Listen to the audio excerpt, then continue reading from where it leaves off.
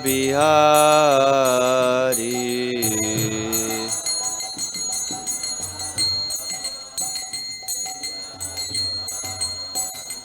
Jaya Gopi Jannavalabha Girivardhari.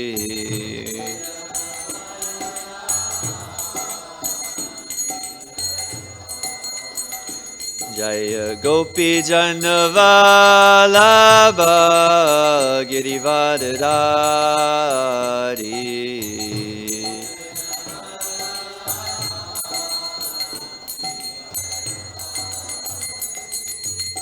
Yashodanandana Rajajanaranjana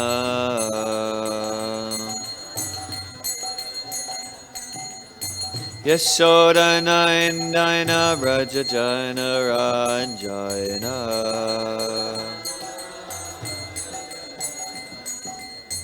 Yamunatiravanachari Yamunatiravanachari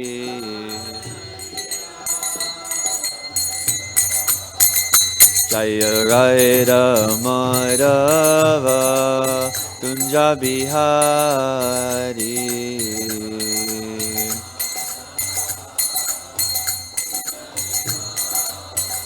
Jaya Radha Madhava Kunja Bihari.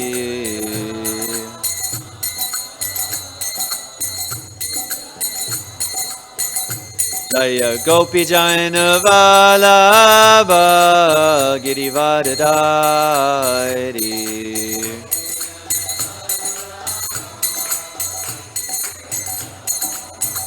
Jaya Gopi Jannavalabha Girivardhari.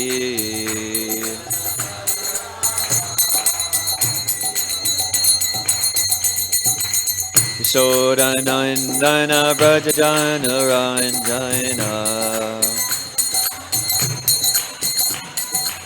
Yashodanandana Brajajanaranjana Yamunatiravanachari Yamunatiravanachari Yamunatiravanachari Yamunatiravanachari Yamunatiravanachari. Jaya Om Vishnupad Paramahamsa Bharivajakacharya Ashtottara Shata Shri Srimad His Divine Grace Srila A.C. Bhaktivedanta Swami Srila Prabhupada Ki Jai. ISKCON BBT Founder Acharya Srila Prabhupada Ki Jai. Patita Pavana Savior of the Fallen Souls Srila Prabhupada Ki Jai. Srila Prabhupada flooding the whole universe with a tidal wave of super ecstatic Krishna Prema Ki Jai.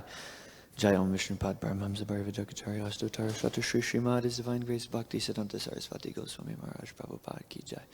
Anantakoti Vaishnava Vrinda Ki Jai. Namacharya Srila Haridas Thakur Ki Jai. Prem Se Kaho Shri Krishna Chaitanya Prabhu Nityananda Shri Advaita Gadadhar Shri Vasari Gaur Bhakta Vrinda Ki Jai. Shri Shri Radha Krishna Gopa Gopinath Shamakund Radhakund Giri Govardhan Ki Jai. Vrindavan Dham Ki Jai. Mathura Dham Ki Jai. Jagannath Puri Dham Ki Jai. Navadvip Mayapur Dham Ki Jai. Bhakti Devi Ki Jai. Tulasi Devi Ki Jai. Gangamai Ki Jai. Yamunamai Ki Jai. Transcendental Book Distribution Ki Jai. Transcendental Harinam Ki Jai. Transcendental Prashadam Distribution Ki Jai. Harinam Sankirtan Revolution Ki Jai. Gaur Premanandi Hari Hari Bol. All glories to the assembled devotees. All glories to the assembled devotees. All glories to the assembled devotees.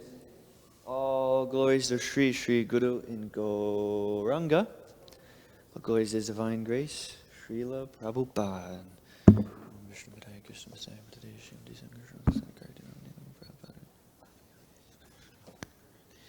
Om Namo Bhagavate Vasudevaya.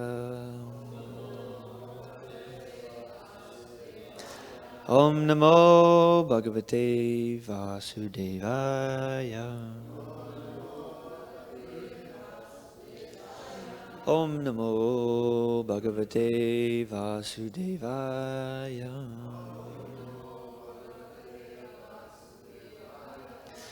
Reading from Srimad Bhagavatam, 3rd Canto, Chapter 25, The Glories of Devotional Service, Text 34. Ekātmatām me sphirayanti kechin matpada seva birata mad ihaha ye nyon yato bhagavata prashadya sabhadyante mama purusharani sani naikatmame sphiranti kechin naikatmame sphirayanti kechin madpada seva birata madiha ye nyonyato bhagavata prayasya prasadya sabhadyante mama purushani naikatmanam me sphirayanti kechin ekātmatām me sphirayanti kechin madpada seva birata madiha ye nyonyato bhagavata prasagya sabhadyante mama purushani naikatmanam me sphirayanti kechin madpada seva birata madiha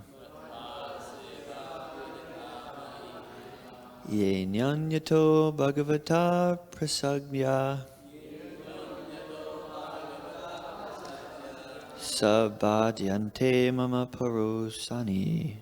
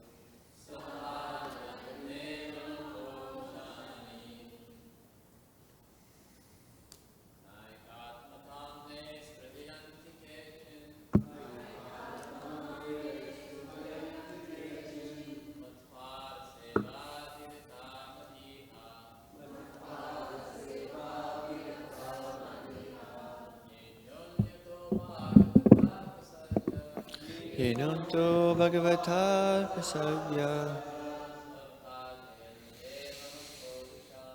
sabhadyante mama purushani naikatmanam me sphirayanti kechin madpada seva birata madiha ye nyanyato bhagavata prasadya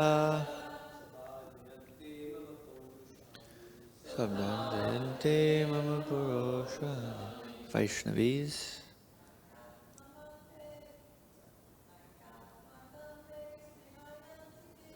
Naikatmatām me sphirayanti kechin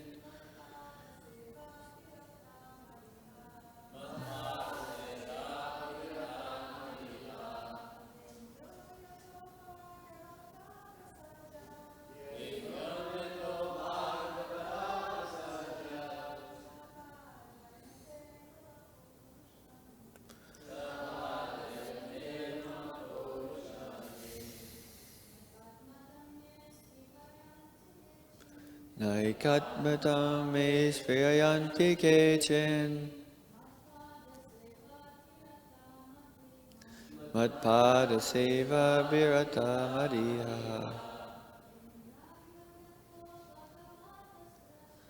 Yenyanto bhagavata prasajya.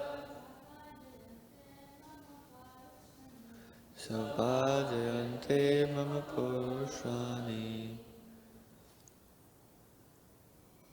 Na, never. Ekātmatām, merging into oneness. My. Sphirayanti, they desire. Kechit, any. Matpada seva, the service of my lotus feet. Abhirataha, engaged in.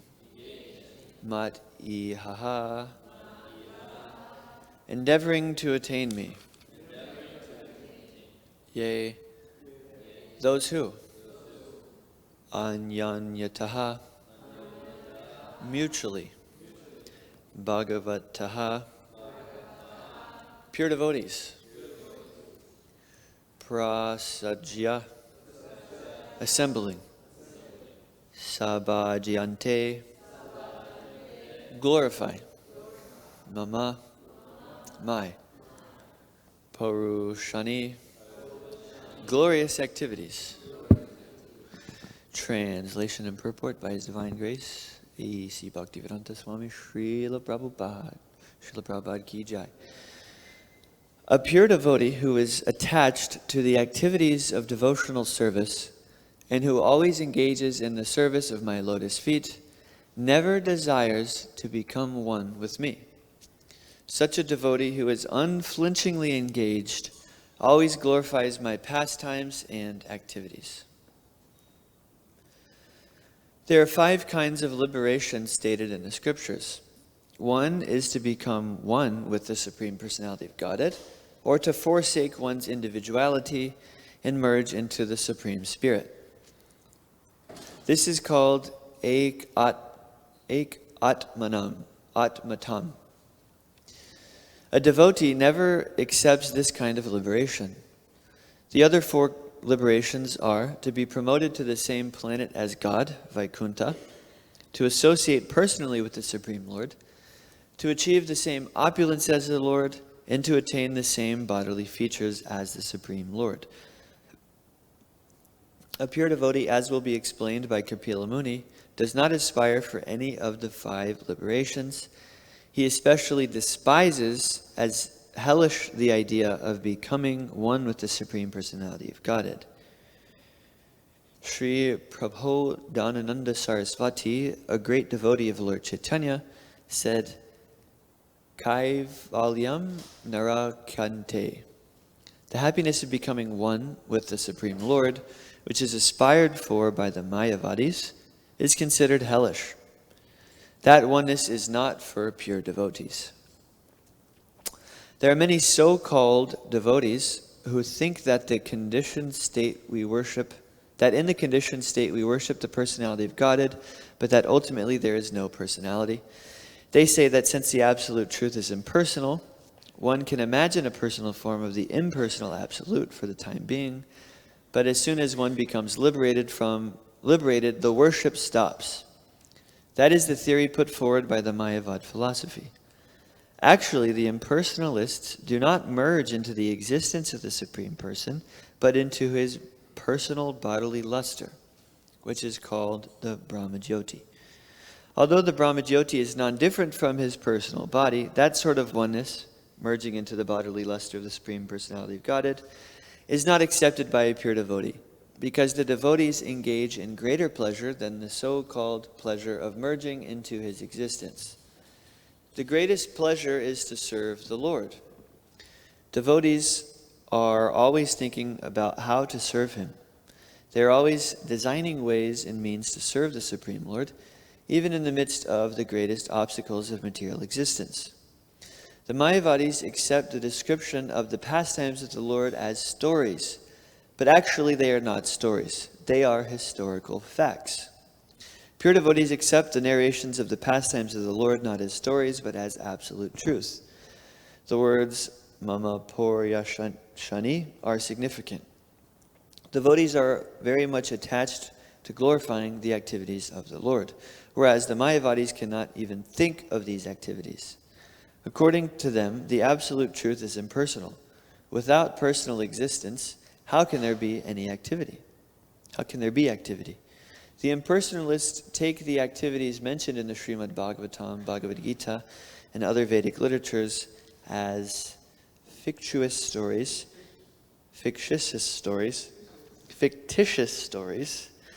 and therefore they interpret them most mischievously. They have no idea of the personality of Godhead.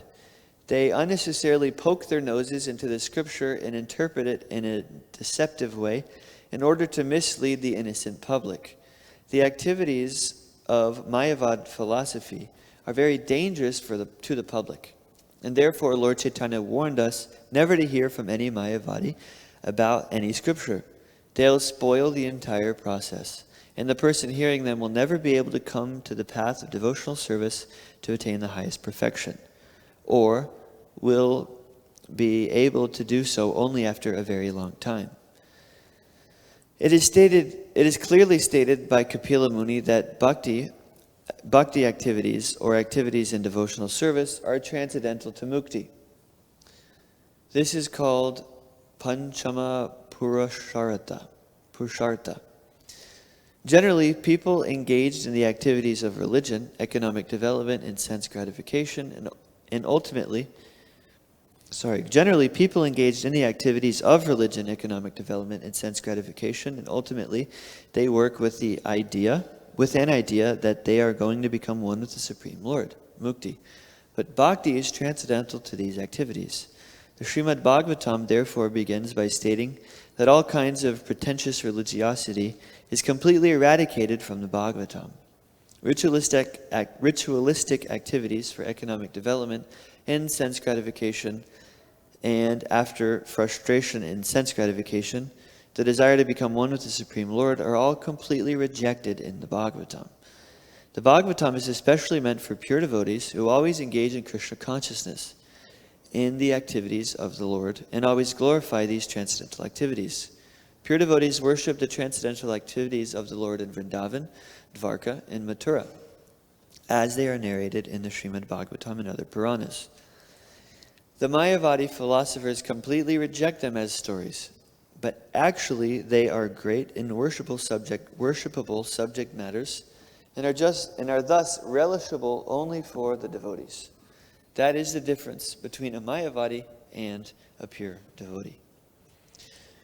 Om Gyantiram Visagiranjana Shalakaya Chakshural Militamina Tasmai Shri Gurave Namaha Shri Chaitanya Manopistam Swapitamina Bhutale Swayam Rupa Karanvayam Swatitantikam Namo Vishnu Padaya Krishna Vistaya Bhutale Shri Mati Sankarshnanda Sarikarithi Namane Namo Prabhupada Premavati Kapatmane Koradesha Vikarsha Uttama Bhakti Varshane Namo Vishnu Padaya Krishna Vistaya Bhutale Shri Bhakti Vedanta Swami Niti Namane Namaste Sarasvatī Devi Gaurvani Pacharine Nivishesha Shrinivari Paschatide Satarine.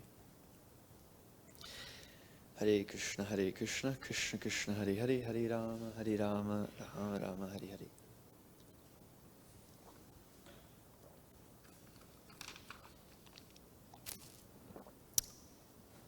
So, it's very clear here that one who is aspiring for spiritual consciousness does not have to become unattached to matter and merge. Instead, one has to become attached to Krishna and serve. Actually, service is our constitutional position. Jiveras Rupa Hoy Krishna Nichidas. And if we can remember this, it'll be a lot easier to engage in Krishna consciousness. My godbrother gave a really nice story about the mood of a servant. It was from some book that he read in college or something like that. But it had a really nice point that I never read the book, but this point left a lasting impression on him. And when he told me, like 2 years ago, it's left a lasting impression on me. So this book was about two families. One family was like a rich family in Europe, where traditionally they would have like another family of servants. So one family was the master and one family was the servant. And the story was mostly revolved around two of the children, one of the children in the master family and one child in the servant family. And this this master child, the child in the master family, he was used to getting whatever he wanted, and this child in the servant family was sort of his personal servant. And the master child had some kind of bad day at school, so he came back and was like really frustrated.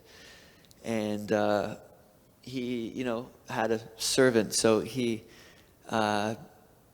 took his anger out on this servant child. He just grabbed this big grapefruit, and just to like let out his anger, just threw this grapefruit right at the servant child's face and hit him like really hard, like boom, knocked him to the ground, and like he was like totally bewildered. And the servant child just kind of brushed himself off, took a moment, just took a breath and stood up and was just ready to serve again. And then this master child was still infuriated from his day, and he brought it out and he's like, "Why aren't you mad at me? I just like hurt you really bad. Why aren't you mad at me?" And this servant child said, "Because I am simply your servant, and I'll never be anything more than that." So if we can remember this, if we can have this mood, it'll help us enter into the proper consciousness of service. Whether Krishna deals with us roughly, whether he gives us riches, doesn't matter. I'm simply your servant, and I will never be anything more than that. If we can always remember that point, that's like a really big point. Like, I'm nothing more than a servant, and I will never be anything more than a servant. Even if I'm elevated to a relationship with Krishna where maybe I wrestle him or I serve him as a mother or something like that, still I'm nothing more than a servant. So a devotee is always remembering and serving Krishna, and he doesn't want anything other than this. He doesn't want any liberation. He doesn't want any even opulence. He doesn't want even to merge. He's despised and disgusted by the idea of merging into the oneness of the Lord, where there's no interaction. He wants to always serve Krishna, always remember Krishna, always be engaged in his devotional service. So, this is like a really amazing conception that Srila Prabhupada's blessed us with through this Srimad Bhagavatam and Bhagavad Gita, because we hear in like other religious philosophies, it's like the main goal is, to go to heaven and to enjoy there. But that's not our main goal, isn't to live a good life here, believe in God, and then when I die, then I get to enjoy even more. So that's not our mentality. Our mentality is we're ready to suffer, actually, if Krishna wants us to. We're ready to experience a lot of suffering. Just because I want to serve him, because that service is making me feel complete. It's making me feel whole, and I've realized I have no other occupation other than that. So we take up this practice of devotional service here in the temple, chanting before the deity, serving the deity, going out on book distribution, cooking for Krishna, all these things to develop a personal relationship with Krishna. That's our whole movement, is to be personal. That's our whole philosophy, is personalism. So this is the beginning of it is trying to be personal, and the end of it is having a personal relationship with Krishna. Not like the Māyāvādīs who think that we come up and worship the deity because I am fallen and I'm not able to realize that I am God. So I'll worship this form of God until I realize that I'm God, and then I'll just reject that, and now I'm just God, And they do the same thing with the guru. Actually, they have no idea of devotion or service or surrender. They only accept that until it's time to reject them, because now I'm God. I don't need the guru. I am the guru. Not only am I the guru, but I'm God. So that's complete foolishness. And actually, they don't even get their conception. It's described, Srila Prabhupada describes here in the purport, that they're not even merging into one with God. They're not even becoming God. They're merging into God, God's effulgence, His beauty, His luster, His bright effulgence. So they're not even actually becoming God. They're just merging into this oneness of God's effulgence. So the Māyāvādīs also think that Krishna's Leela is some kind of story, some metaphorical, nice story to think about and to, tell people, and then they become wooed, and then they worship me, and actually, this is my Leela. No, it's not like that. It's not some story either. It's not some storybook fairy tale. It's actually something that happened. It's history. And even beyond that, it's not just history, something that happened. It's Nitya Leela. It's something happening eternally. Krishna's Leela that we hear about in the 10th canto of Srimad Bhagavatam obviously happened here on earth, but it's eternally happening. It's eternally happening in Vrindavan. It's eternally happening, and it's there for someone who would like to tap into it. You can tap into it. You can go there. You can be part of it. That's the goal of Krishna consciousness, is to come to a stage of personalism, entering into these not stories, but these leelas that are happening right now. If it were some story or some metaphor made up by some man, then there would be no significance to it. It would be the same thing as reading a book like Lord of the Rings or Harry Potter. These are some far out mystical stories. They're pretty interesting. But if Krishna's Leela is just like that, just a story of fiction, then there's no significance to it. Like, we obviously, to worship Frodo of Lord of the Rings would be foolish, because that's some person concocted in his mind, and now I'm taking this fantasy figure and worshiping it. So logically, it doesn't even make sense to believe that if you are subscribing to the teachings of Bhagavad Gita or Srimad Bhagavatam. It makes the most sense to accept it as something that's happened and is happening. So it's dangerous to have a conception of it being anything other than that. And anyway, these leelas, these pastimes, are reserved for the pure devotees. They're very confidential, so only someone who's purely devoted to Krishna can actually enter into them. So we should make an endeavor to come to that stage. I mean, how many of us are chanting Hare Krishna and serving Krishna, maybe even serving the deity? And how many of us are actually seen, or maybe not even seen, but at least relishing at every moment, desiring, craving to see Krishna face to face? I know definitely not me. And I would imagine other people also aren't completely infatuated by that. So we can kind of understand like where we are in our Krishna consciousness. I mean, that's what it means to be a devotee, always thinking, craving, desiring Krishna's association.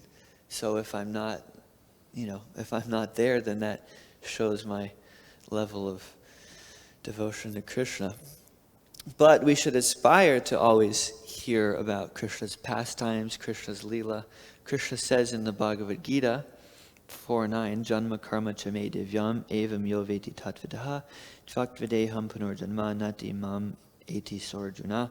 One who knows the transcendental appearance, disappearance, and activities does not take birth in this material world again. So Krishna's saying, in one sense you can understand, Krishna's saying if one understands his activities, so we should aspire to understand his activities. What is he doing? What actions is he performing? So I should meditate on these things. I should try to remember these things, try to develop a taste for hearing Krishna's pastimes. Not that I should go jump to some super esoteric, book that, I don't know, I don't even know many of them, but some Govinda, I don't even know. Anyway, some crazy book. No, but we can read Krishna book. We can read Krishna book, what Srila Prabhupada gave us. He gave Krishna's Leela in a way where we can relate to it, we can understand it. He wrote it in such a way that we can remember these pastimes, and it's very nice. They're Chaitanya Charitamrita, the pastimes of Lord Caitanya. Srila Prabhupada's given them these very esoteric Leelas. He's given them to us in a way where we can approach them, we can read them. I mean, we go out and distribute Krishna book. There's a time where devotees were just cramming out Krishna book everywhere, distributing it like anything. And Prabhupada was pleased with that. So Prabhupada's made these really esoteric Leelas very approachable. So we should begin there, and we don't have to branch out from them into these more esoteric things, but some people may have a desire for that, so they can do that. But Prabhupada gave us everything in the Krishna book, in the Chaitanya Charitamrita, in the Srimad Bhagavatam, in his purports.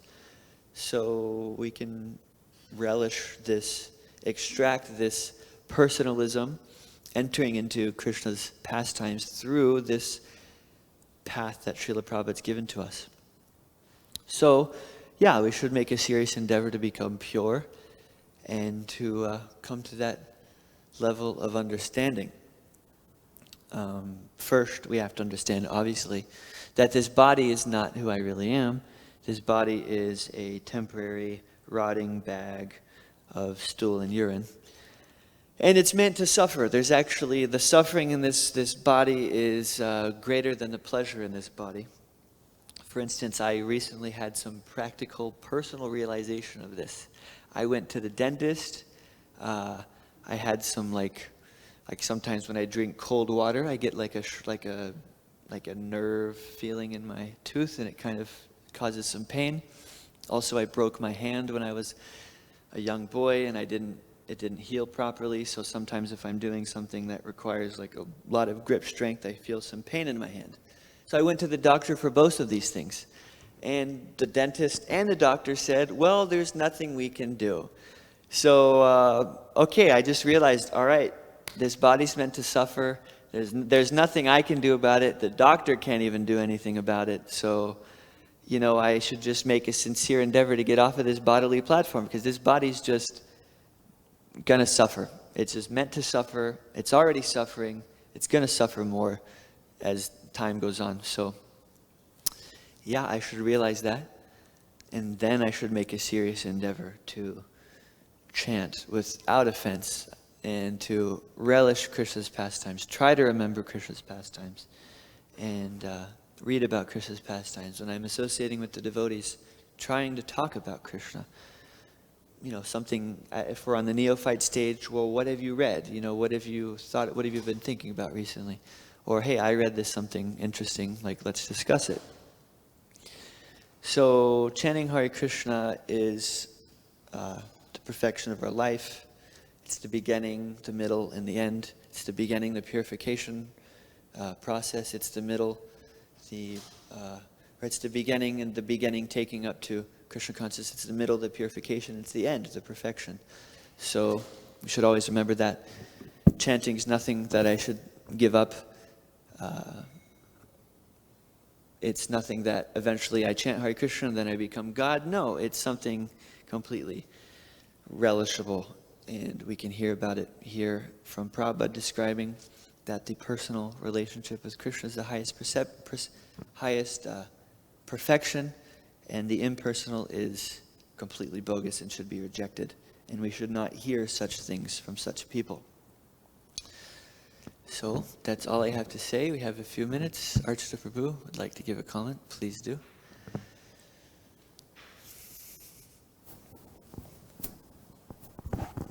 Thanks for your nice presentation with your heavy emphasis on personalism, but I'm going to give you a personal recommendation. You were talking about esoteric books, and you mentioned Govinda. I think you mentioned in Govinda Lilamrita. It's not a crazy book. You said like that. It's not. These are not crazy books. They're just not meant for crazy people. Right. They're meant for those who are off the bodily platform, who are spiritually advanced. Such persons can relish such books. Yeah. They're not meant for crazy fellows. But they're not crazy books. Got it. Okay? Yeah, thank you. So don't refer to them as such. Yeah. Hare Krishna. Thank you.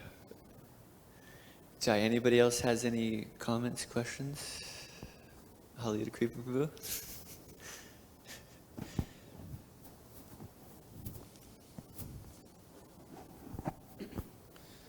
Hare Krishna Prabhu, thank you for the class. It was very nice. In the purport, Prabhupada was talking about sort of two classes of people, pure devotees and Māyāvādīs. And I think there was literally a line that said like Srimad Bhagavatam is meant for the pure devotees. So could you comment on what about people who are neither pure devotees or Māyāvādīs? Sorry. I missed the last part. Okay, so I was saying, based on this, could you comment on what the situation is for the regular devotee who's not pure and who's also not a Māyāvādī? How do we understand Prabhupada's statement that Srimad Bhagavatam is only meant for the pure devotees? Well, we read Prabhupada's purports how the Bhagavatam's not meant for pure devotees, so it's only by Prabhupada's mercy that I'm allowed to begin hearing about Srimad Bhagavatam. And by reading Prabhupada's purports, he makes this same as, like I was saying, with Krishna book, this really esoteric, high, not for crazy people, pastimes, makes it approachable for me. So he makes this high-level thing easy for someone who's not pure like me to understand.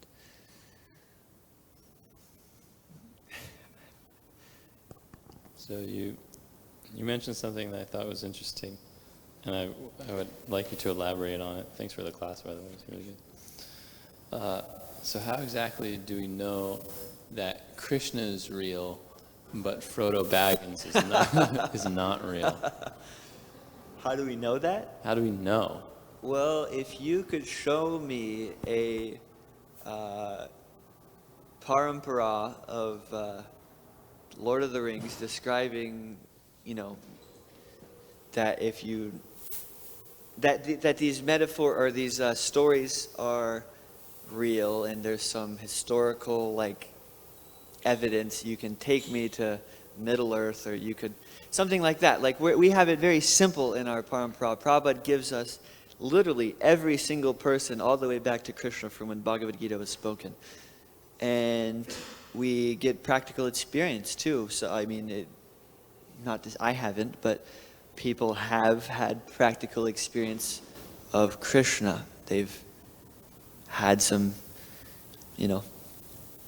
intimate relationship with Krishna. So, I mean, we can hear about these things. It's like a scientific process. It's nothing made up. It's been practiced for millennium from authorized people who are not crazies, who are authorized and pure devotees. Hare Krishna. Technically we're out of time, but is there any last burning points, comments, corrections? Thank you for hearing Srimad Bhagavatam. All glories to Śrīla Prabodhānanda. Hare Krishna.